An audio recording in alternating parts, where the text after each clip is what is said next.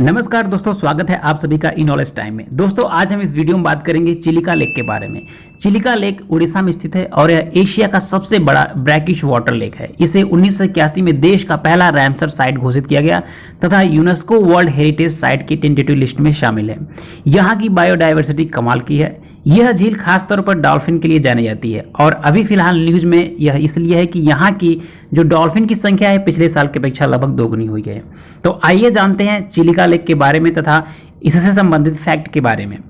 तो दोस्तों चिलिका लेक उड़ीसा में स्थित है। यह एशिया का सबसे बड़ा ब्रैकिश वाटर लेक है और the new Caledonian barrier reef के बाद दुनिया का सबसे बड़ा ब्रैकिश वाटर लगून है।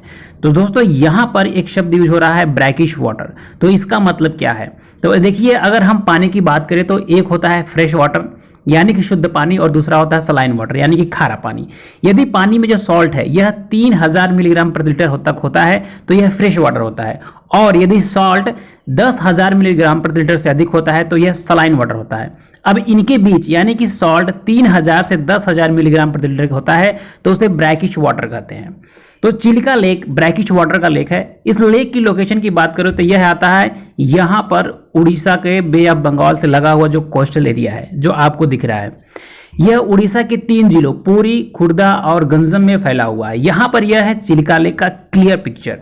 इस लेक की उत्तर से दक्षिण की जो लंबाई है वह है 64 किलोमीटर और पूर्व से पश्चिम तक की जो लंबाई है वह है 13.5 किलोमीटर के आसपास। मतलब आप कह सकते हैं कि यह एक बहुत बड़ी झील है। क्योंकि यह एक ब्रैकिश वाटर झील है तो जो ब्रैकिश वाटर झील होते हैं वो बहुत ही प्रोडक्टिव होते हैं। यहाँ की इकोलॉजी और बायोडाइवर्सिटी कमाल की है।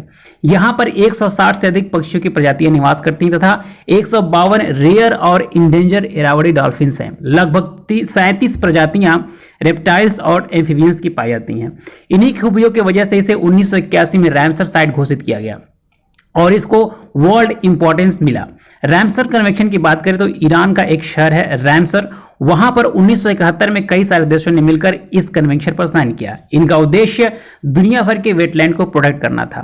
भारत का पहला ऐसा रामसर साइट है जिसे 1993 में मॉन्ट्रियल रिकॉर्ड में डाला गया। तो अब ये मॉन्ट्रियल रिकॉर्ड क्या होता है? तो देखिए, मॉन्ट्रियल रिकॉर्ड रामसर कन्वेंशन से जुड़ा हुआ है। ऐसे रामसर साइट जिनके ऊपर खतरा होता है उसे मॉन्ट्रियल रिकॉर्ड में डाला जाता है।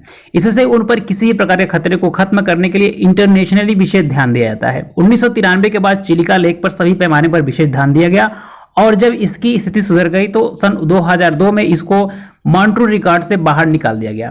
तथा एक और खास बात इस चिलिका लेक के बारे में कि चिलिका लेक को यूनेस्को वर्ल्ड हेरिटेज साइट की टेंटेटिव लिस्ट में शामिल किया गया है। अभी हाल ही में state forest and environment department ने एक रिपोर्ट में कहा कि जो इंडेंजर्ड इरवाडी डॉल्फिन्स हैं उनकी संख्या में काफी ज्यादा बढ़ोतरी हुई है जो लगभग दोगुनी के बराबर है। पिछले वर्ष कोरोना महामारी के कारण हुए लॉकडाउन के दौरान डॉल्फिन्स के प्रोटेक्शन और कंजर्वेशन के लिए चिलिका डेवलपमेंट अथॉरिटी ने सेवरल कंजर्वेशन मेजर्स को इनिशिएट किया था, जिसका परिणाम अब सामने निकल कर आया।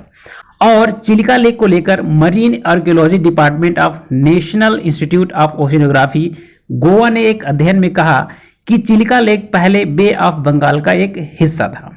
तो दोस्तों आज के लिए इस वीडियो में बस इतना ही। Thanks for watching and don't forget to like, share and subscribe this channel.